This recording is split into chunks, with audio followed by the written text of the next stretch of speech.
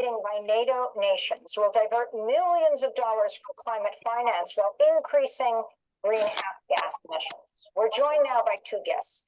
Shireen Al-Jodi is a women, peace, and security expert from Lebanon, member of the MENA Middle East North Africa Task Force with the Women and Gender Constituency at COP28. She's also a member of the Women's International League for Peace and Freedom in Lebanon and the MENA and Regional Liaison Officer at the Middle East and North Africa Partnership for the Prevention of Armed Conflict.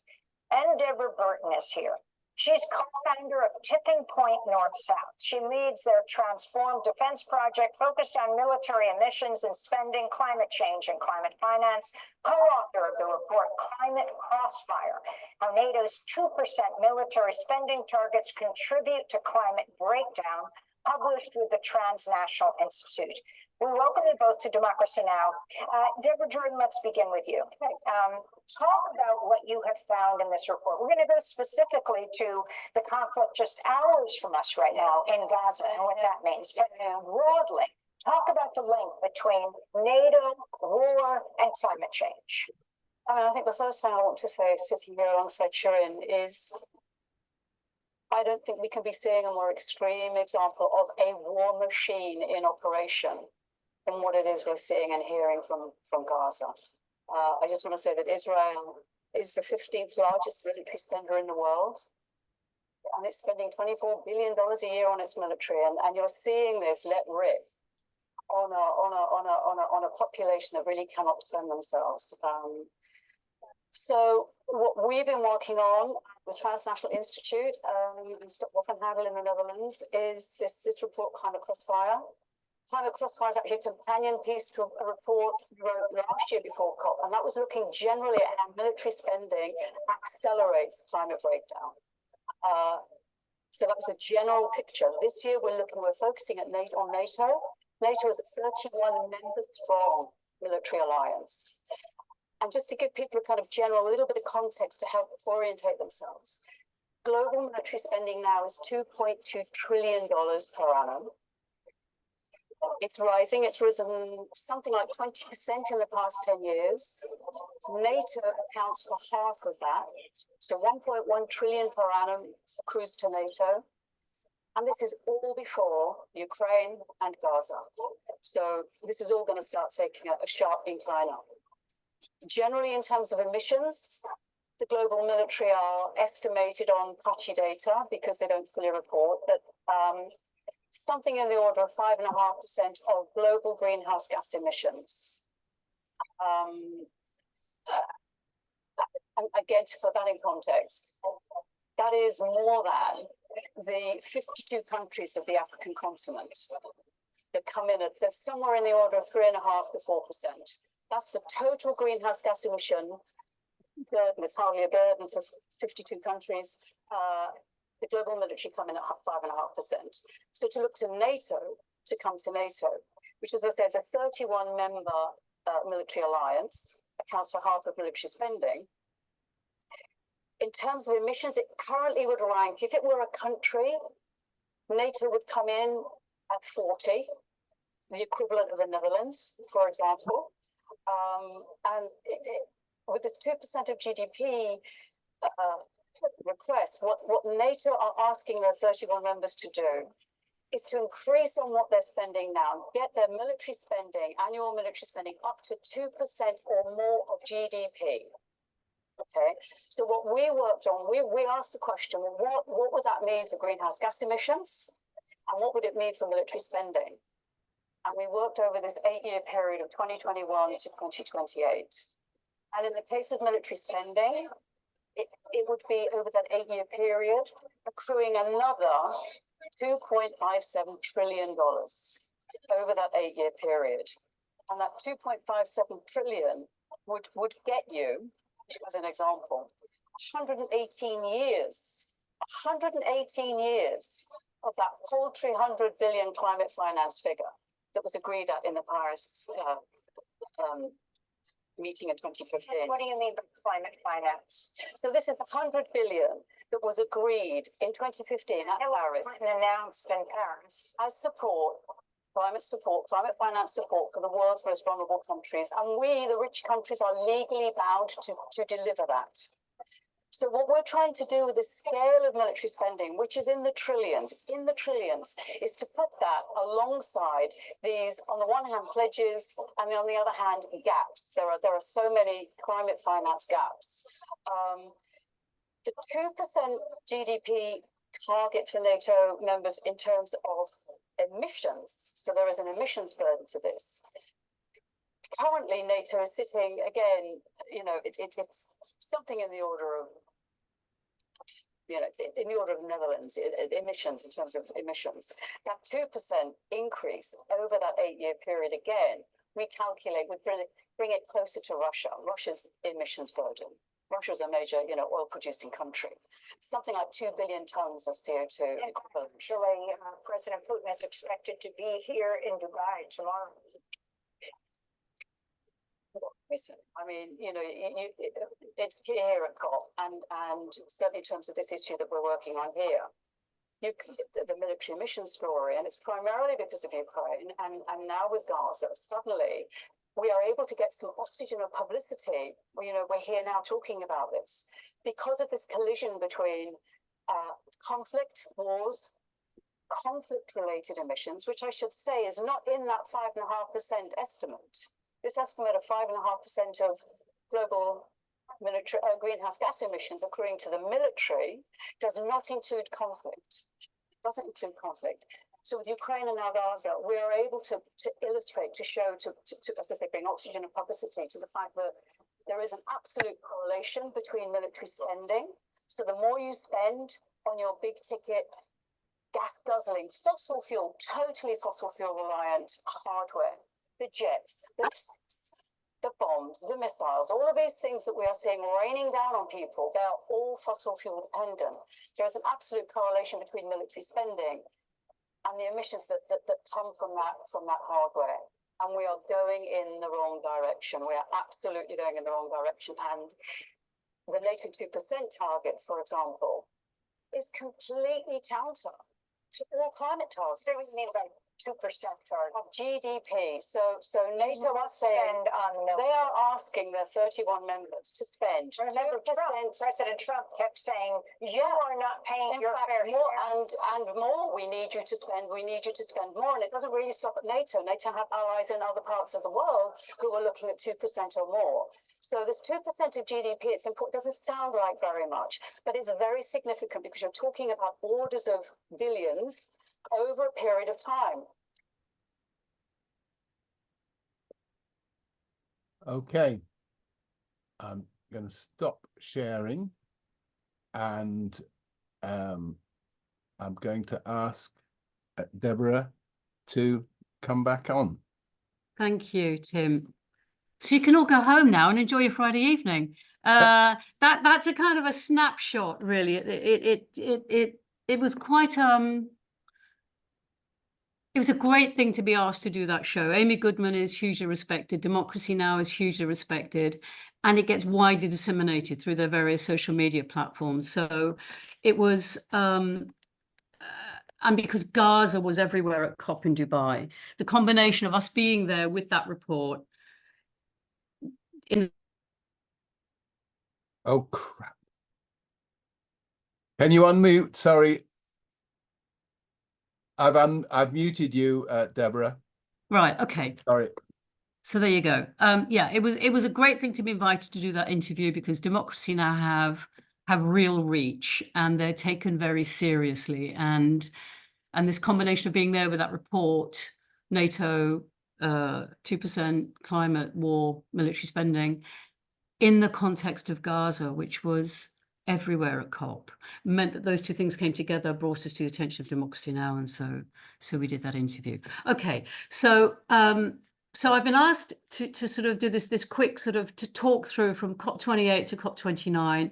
And what I'm going to very quickly go through is what I was asked to sort of speak to was my experience of Dubai, our activities through 2024 as we move towards the COP29 in Azerbaijan, Also, a little bit about this event that happens every June, which is the Bonn Climate Conference.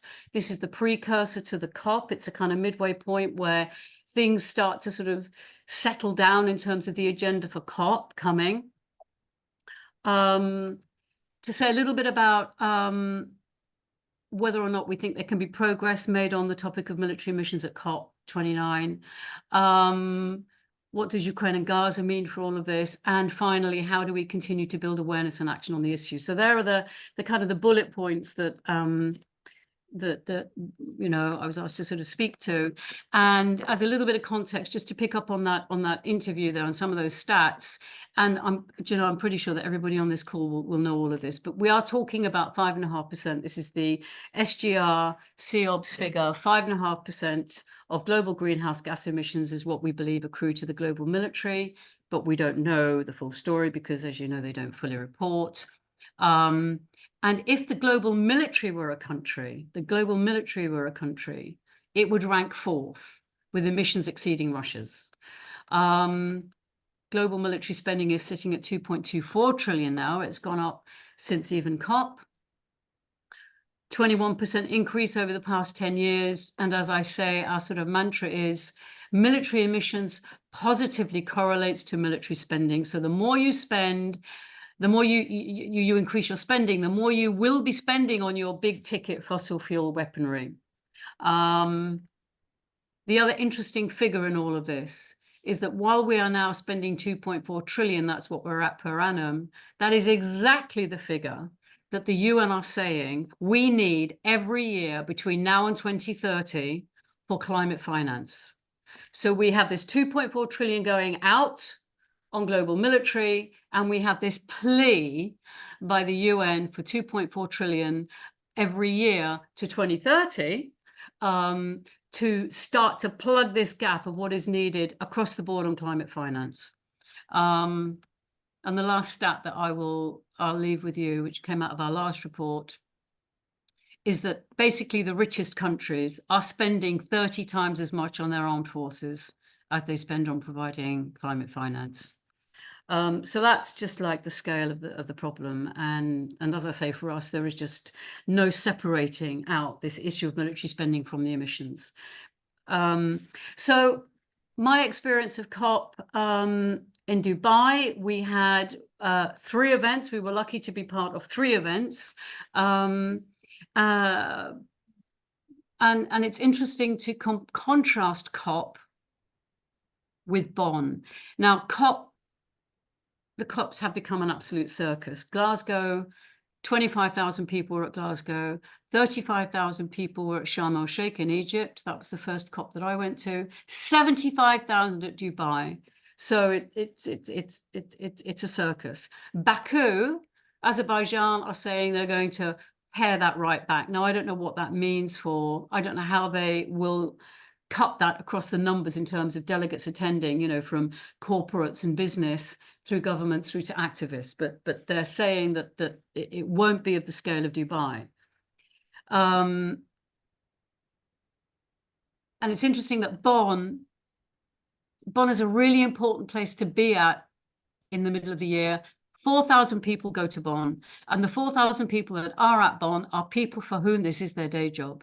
So it's governments, UN, it's activists, it's media, but and so there's none of this corporate kind of mad circus thing that you see at COP. I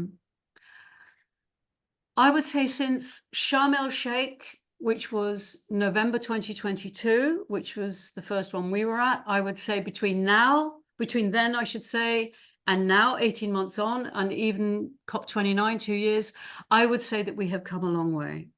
And I would, in terms of getting the issue on the map, and that's for 2 interconnected reasons, obviously. The Russian invasion of Ukraine, and those of us that have been working on this topic, some of us for a very long time, such as Stuart Parkinson, we were all there ready to step into this space when Russia invaded Ukraine, because we were there to talk to the connections that people were able to see on their TVs in terms of military, emissions accruing through war and impact on the climate. And that was the topic that got picked up at Sharm el-Sheikh as a result of Ukraine. We were able to trigger the first official side event on military missions at a COP. And that was this combination of people being ready, researchers and the likes of us being ready to speak to an issue that was now on our TV screens due to the invasion of Ukraine. And we were able to follow up on that 6 months after Sharm el-Sheikh. So that's a year ago at Bonn. We followed up with our work on the global stocktake. And the global stocktake was this annual accounting of the global stocktake is all about figuring out where we are in terms of emissions, how far we have overshot, and what we need to do to pull back. That was really what the global stocktake was all about. Military emissions were not part of that process. And so this time last year at Bonn, we were pushing for that to be part of the global stocktake. And then from Bonn, we came to Dubai last year. And at Dubai, the difference between Sharm el-Sheikh in November 2022 and Dubai in December 2023 was we went from 2 official side events, one of which was ours on military emissions, to 8 official side events at Dubai. And what was interesting about that was those events were all programmed before October the 7th and Hamas's attack and Israel's response. So again, by the time we get to December and Dubai, once again, we are there with our work, and we are speaking to another war. We're speaking to another conflict. And so what it means is people come into the room, they have ears to hear. And so I would say in the 18 months since Sharm el-Sheikh, because of Ukraine and Gaza, all of us that work on this have been able to step into that space, into this COP space and Bonn space. So to speak a bit more about Dubai, because Dubai, it was encouraging to see so much of a presence of military missions, particularly military missions at that COP. I mean, I have to say it was a surprise to me. And we were there with that NATO report. You've heard the Democracy Now! Interview. So we were there with that. We also were part of 3 side events. And the first side event, official side event at the beginning of the first week was something that we worked on with WILPF, with Drexel University in the US, and ourselves. We pulled together this side event called Win-Win for Climate and Gender, Justice and Peace, acting on military spending and military emissions. And it was looking at why militarization is one of the key obstacles to mitigating the climate crisis. And we had a fantastic panel. I mean, the most important thing really for me for COP last year at Dubai was being able to bring Professor Neta Crawford, who is a world expert on this topic of particularly the Pentagon and the Pentagon's military missions, but she's incredibly knowledgeable over decades on this correlation between military missions and military spending. And she was at Boston. She's now over at Oxford University. And when Neta is in the room, she draws the media. She's unbelievably authoritative. So we had Neta on our panel. We had wonderful Mitzi Jonel Tan, who's a Fridays for the Future activist from the Philippines.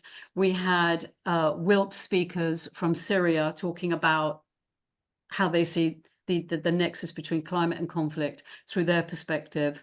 And myself, and I was there to talk mainly to the military spending element of that. Our second event was something that I had wanted to do, which was to look at this, because it's not really been raised at a COP before, but I organized a panel discussion, and the topic was, with military emissions now on the climate agenda, so it is already on the climate agenda, should global military spending be part of the climate finance and loss and damage debate? If so, how? And again, we had a really strong panel for that. I had Neta, we had Lindsay Fielder Cook from CUNO, Catherine Geyer, who's the environment advisor from WILPF, and a lady called Tasneem Essop, who's the executive director of the Climate Action Network. And the Climate Action Network are the largest climate network, I think, internationally, and they're incredibly effective, and they are party to negotiations, and they have never really worked on militarization. They've never worked on military emissions or spending before.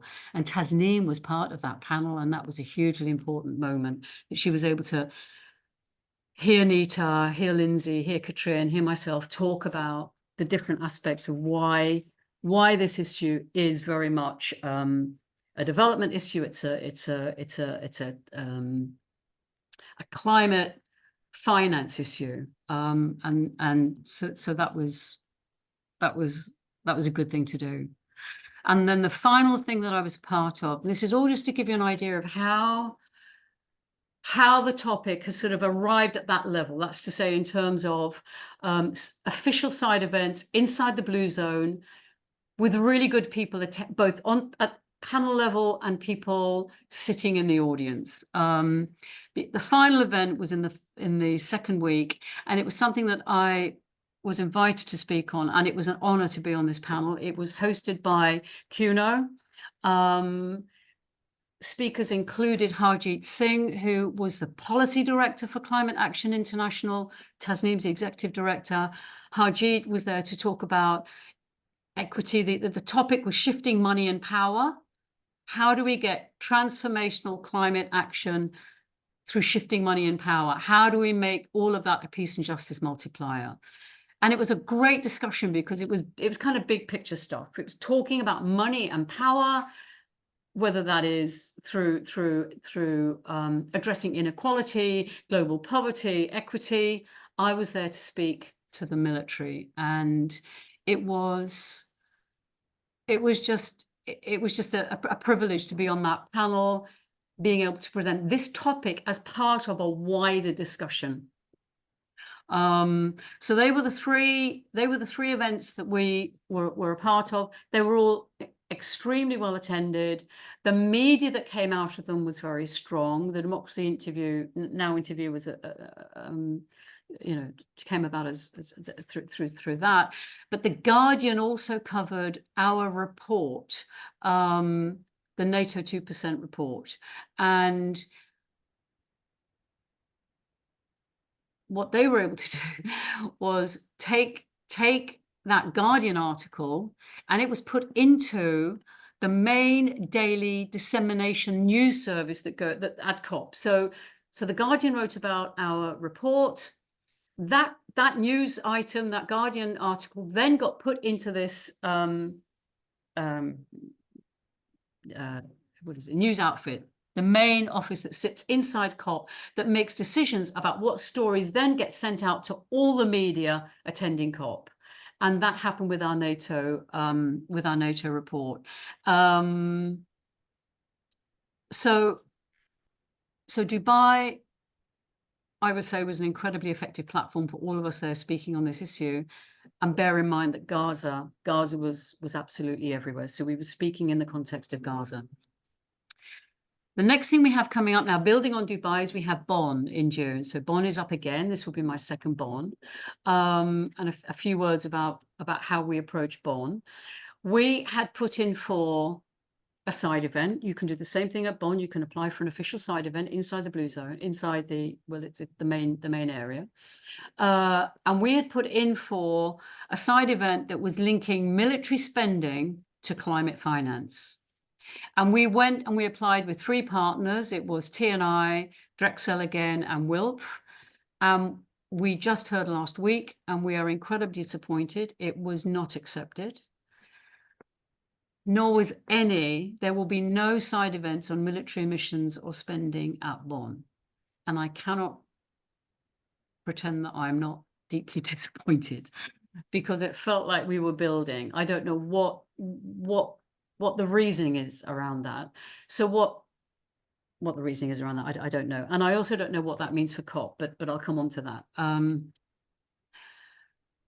Nevertheless, we will be at Bonn because the people that you need to be connecting with are at Bonn, and we will be there with 2 publications. We have a piece of work that we're doing, which will be looking at an excess profits tax on the global defense sector. And we have also written a piece for a wider publication on military emissions, on the topic of emissions and decarbonisation. And we have co-written a piece with somebody called Axel Mihailaua, who was the lead author on a report we commissioned back in 2022, which was the trigger really for that side event at Ukraine. And that was looking at military emissions and the COP process. So we've co-written something with Axel, and the topic of that is picking up on something that we've worked on as a result of that report with Axel. It's this business of getting military emissions into the IPCC process, because they're not there at the moment. They're just not there. And there's going to be an IPCC special report. It will be a landmark report on cities. And this piece that we're going to Bonn with is making the case that military emissions in conflict, there should be some piece in this report that links military emissions, conflict, and cities. So in other words, conflict as a consideration, conflict emissions as a consideration to take into account for this report on cities. So we will be at Bonn with both the excess profits and this piece on IPCC. The great thing about COP and Bonn is that there's just a plethora of side events covering absolutely everything from deeply technical to somewhat bigger picture stuff. And still part of what we are doing is to be bringing this topic to people who, I would say that military emissions now is on the agenda, but it still needs pushing. But the correlation between military spending and military emissions is not there. And so I see my job at COP and Bonn, this COP coming and Bonn and COP coming, to keep plugging away this correlation and to be trying to raise the profile, raise the attention on the military spending dimension.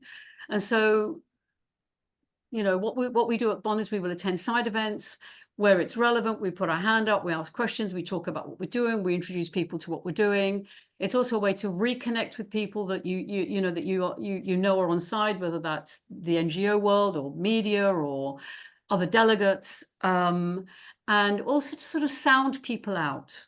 You can end up having some very interesting, random, but relevant encounters with people on which you can build. And because Bonn is so much smaller and everybody is there with a purpose, you can have those conversations.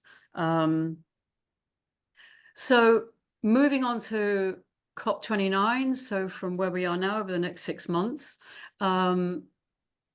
this sort of business, this question of how do we deepen awareness and action as we build up to COP. I would say that the groundswell, whether it is research and report related, whether it's UNFCCC, Bonn, COP focused, or whether it is action focused, there is an ever widening range of activity and there is ever more networking going on now. There will be a week of action on climate and militarism in September. And this is being sort of driving force behind this is Stop Wapenhandel in the Netherlands, who had this idea for a moment in the calendar year, where we could all come together and wherever we are in the world, whatever it is we do, whatever our particular thing is, raise the profile. So I don't know if the dates have been finalized yet, but that will happen in September. For us specifically, aside from Bonn, we've been invited to speak at a conference in Spain on degrowth. So we wrote a piece on degrowth and the military, which is quite out there, but it should be there. The whole business of military spending, military missions, where are we going with the military? Where does it sit inside this degrowth story? We feel is an important one, and that work has got picked up. So we will be presenting that actually after Bonn at the end of June in Spain. We've also been asked to write an extended article for an Irish publication on another aspect of this that we work on, which is Green New Deal. As far as I know, the only person that's ever made reference to reining in military spending through both a climate prism and also a finance prism was Bernie Sanders in his sadly failed attempt to get the Democratic nomination in that first election, which Trump won. Bernie Sanders talked about the Green New Deal in the military. And so we have this thing called Green New Deal Plus, which is basically saying, if you're working on Green New Deal, please, please, please, please consider this topic of the military. And so we'll be writing this piece for this Irish publication on Green New Deal, degrowth in the military. And we continue to develop this tax work, excess profits, along with our IPCC cities push. So that's what we will be doing between now and COP. I don't know how much longer. I'll wrap up quickly in the next 5 minutes. So this is leading to COP29, and the question around, can progress on military missions be made at COP29? And the answer is it's really hard to know. What's interesting is that Azerbaijan, the hosts, have just come out and said that they want to make this COP the peace COP, where climate, security and peace are center stage. They are calling for a peace truce during the COP, a bit like an Olympic truce. There's talk that they want to make the conference, they want to kind of foreground this idea of cooperation on green issues as a way to ease global tension. So that all sounds great. Others are obviously very concerned. I mean, Azerbaijan is an oil and gas nation. It's got a terrible human rights record, conflict with Armenia, not resolved. And we also, in terms of what they're talking about, we have to be extremely careful about, we have to be aware of how this nexus of how climate and conflict becomes a security problem. You know, this whole idea of securitizing climate conflict, militarization, turning the whole climate issue into a security issue, and therefore we need a military response. That's of course absolutely where we do not want to go. So we'll wait and see how that goes with COP. What is interesting is that there are calls for a theme during COP29 of climate change, peace and security, which is the right way to flow it, for that to be included in the agenda of COP29. Now, if that happens, that is a very big opening for all of us who are able to get inside the system, get yourself accredited and start pushing for side events, start lobbying on some of these issues that you know we're all working on, whether it's the emissions side or the climate finance side. It'll be interesting to see if we get that theme. That will be amazing, I think, if we do. It'll be interesting to see what level of side events, official side events presence on the kinds of topics that we work on will be at COP29. Will the tough end of the issue, which is this business of reporting military emissions, cuts to emissions, will that work its way up to be included in any COP statements? Will Ukraine and Gaza mean that we see the pressure building at COP29 for governments to make their militaries to compulsorily report full greenhouse gas emissions to the UNFCCC? And finally, you know, will COP29, and this is the kind of thing we will all be calling for, can it be the moment where calls such as governments including their military and defense industries in their greenhouse gas emission targets, is COP29 the moment where that kind of a call can break through in the context of this theme, if there is to be a theme? I mean, in terms of this widening, building of awareness, action on the issue, how do we build it? I think it's happening organically. Military emissions, wars, climate change, they're all now recognized as interrelated and profoundly underaddressed. you know, the arms fair work is consistently effective. Networking is really strong on all of this. I mean, there's more and more and more networking. Gaza has brought the whole question of arms sales to Israel to the brink, such that the USA is saying enough already. And I do want to say this as we end. I think it's really important that we support each other and where we can. And more does that for us with our attendance at COP at Bonn, and to do as much as we possibly can to bring this issue to the wider climate movement, which is absolutely critical. And the media on this issue is substantial. We collectively, everybody working on this, have had significant media coverage on this. The processes at the UNFCCC are very slow. Governments are resistant to revealing the full emission story. They are addicted to increasing spending, and we know where that spending goes. And we are up against an expanding war machine and more emissions at the same time as they're talking up the greenwash. But we are absolutely making our collective voices heard. So I will stop there. Thank you very much, Deborah. We've got one question in the chat, and I've got a question when that's done. If anybody has a question, can you pop it in the chat and then we could all see it? Thanks very much. Okay, so the question from dear Linda is, was there a recording made of the session with Professor Neta, whom you say is very knowledgeable? Yeah. And if so, could we have the link?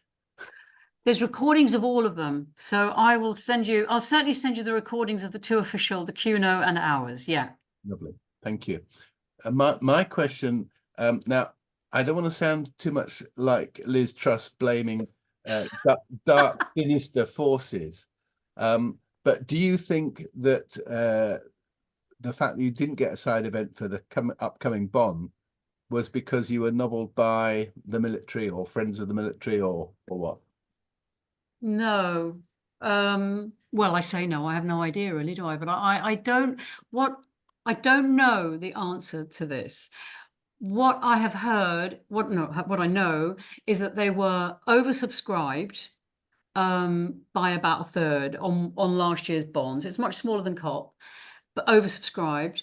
And also there's been staff reductions in terms of that bit of the UNFCCC that organises the Bonn conference. So there's a sort of a logistics thing. Having said that, I am really surprised, and I'm surprised because of Gaza. And Ukraine is still ongoing, and the government of Ukraine have real presence at these meetings. You know, they work with a brilliant researcher, Neta Crawford, every 6 months, COP Bonn, they will update their emissions numbers, greenhouse gas emissions numbers accruing from the invasion, from the war. So I really don't know. And when I'm there, you know, there will be people that I know who are better placed than I, who may be able to give me the answer to that. But I don't know the answer. Very, very, very disappointing. And I'm thinking about, I have a few ideas about how we can compensate for that and find a way to get into some sort of a public arena to just basically say, look, hello, we're not here on, you know, presenting at side events, but this topic isn't going away. But I need to think about that. We only learned last week it's not happening. Right. Okay. David asks, is there a reliable independent system of verification of war emissions available now? Maybe satellite surveillance? I think there is, and actually Neta Crawford, who does the Ukraine work, CEOBS, and other researchers who really do the kind of you could almost say technical observations of this. It absolutely is. That information is there. The scale of it, you know, I have no idea of the resources that you would need to put in to really scale up that technology, and not just, I guess, the technology, but the monitoring, and then the analysis, and then the sharing of the information. that's probably of a whole other scale. You know, in terms of where we are now and where we could be or where we would need to be, I don't know what that order of gap is, but it is there. It is there. Right. Oh, Hillary, hang on, I've lost my Zoom. Hang on a minute. Sorry. Okay. Hillary asks, do you have any hopes for the UN Summit of the Future coming up in September? One section deals with the new agenda for peace. I think, and I say that I do sound like a broken record, I think because of Ukraine and Gaza, the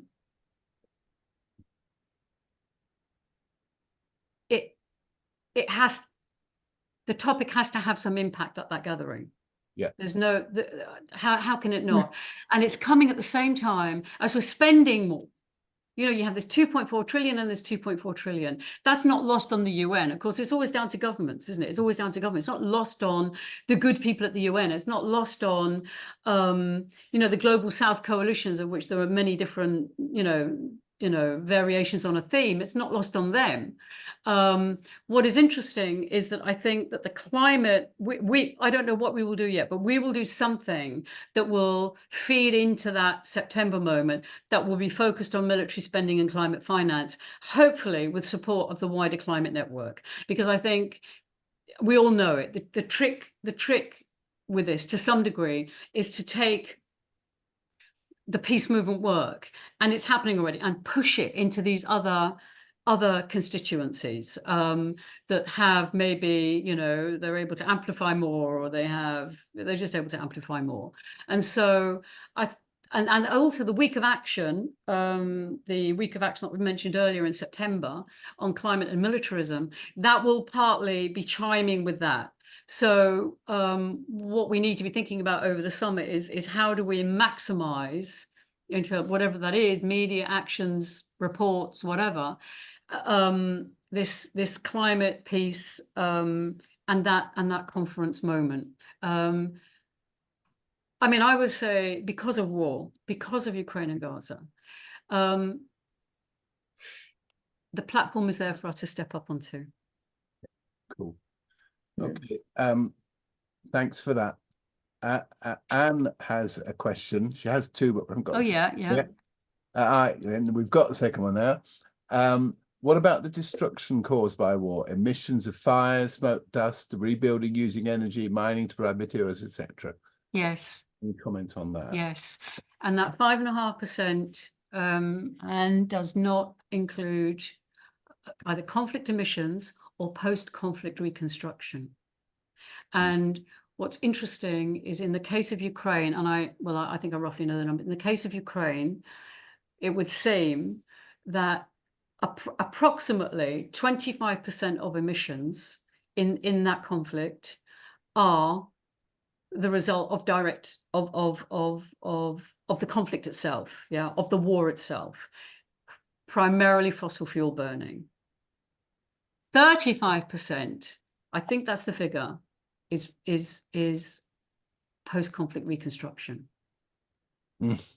So when you look at Leonard's chart of the work he's done in Ukraine, the business of the actual fighting is by no means the largest part of that pie chart. Forest fires, post-conflict reconstruction, all the stuff you're talking about in there. And also he builds in also the, for example, the movement of peoples, the closing down of airspace. Ukraine were the first government, because other governments didn't have the resources to, and this is very recent. This is really only since Sharm el-Sheikh. Leonard's report was at that Sharm el-Sheikh, was presented at that side event. Ukraine were the first government to have the resources to just look at, we're talking about war particularly, how does it all shake down? And that war is still ongoing, and Ukraine and Leonard and the people he works with are updating those numbers all the time. You know, every 6 months they'll do an update. So we don't know. We just don't know. We just don't know. But we know that all those other elements are actually more significant than as I say, the business of the war fighting. the jets and the tanks and the bombs and the missiles.